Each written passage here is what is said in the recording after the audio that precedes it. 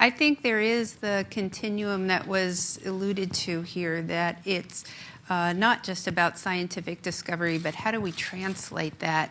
What are not only the scientific problems, what are the behavioral problems? What are the structural problems? What are the social factors that are barriers to the health of women who are pregnant and their newborns?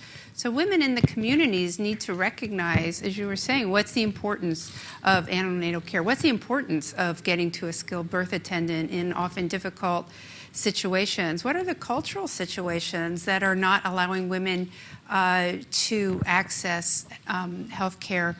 And then once they do access health care, those services need to be available.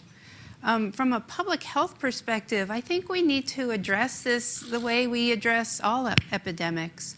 We need to pull apart what are the risks, who's at risk, why are they at risk, what are those factors that are putting those pregnancies and those women and those newborns at risk. And then what do we know? What are the evidence-based strategies that we know will work that we have to move out? And then how do we build the capacity in country for sustainable response? So we need to train not just healthcare providers, but managers, public health officials. CDC works hand in hand with foreign governments, with ministries of health. We have in 56 countries over 2,000 CDC hires and local hires on the ground, building that capacity, training those people for a sustainable response.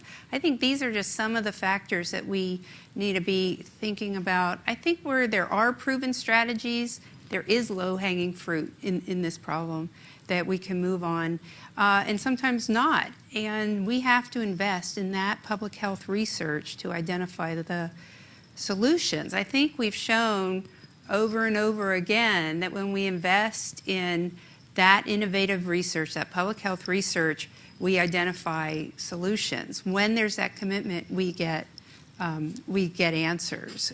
If we would have been sitting here 20 years ago talking about the AIDS epidemic, we didn't have any treatments. And now look at the impact that we've done. I mean, decisions are made and solutions are found. With the political will we're seeing, with the president announcing the Global Health Initiative at CDC, with the director saying that pregnancy health is a priority, we're seeing a shift in priority setting in that political will. And I hope this will be a time then that we can move to that action and measure the solutions. Yeah, you mentioned that you've got CDC has folks on the ground in some 50 countries. Can you give us a couple of example or two of something that would be considered a simple solution that could possibly be scaled up? There are a number of ways to answer that. I mean, one of the things, you know, here in this country, we think of childbirth as a happy event. And I think because of that, we forget that it is such a high-risk event in many places. In sub-Saharan Africa, women's lifetime risk of death is about 1 in 16. There are simple things. Screening for syphilis. Congenital syphilis is an important contributor to stillbirth in many countries. You can test for it with a rapid test or a very inexpensive simple test, a $1 injection of penicillin. I mean, there are a number of examples like that where there are things we just take for granted as easy solutions that are not even being implemented.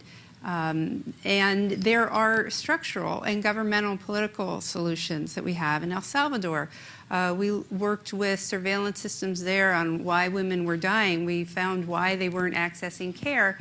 And the government then came forward with strategies for transportation for pregnant women that can have an impact. So a lot of times it isn't even necessarily with government spending or anything like that. It's working with that partnership with foreign governments to find solutions.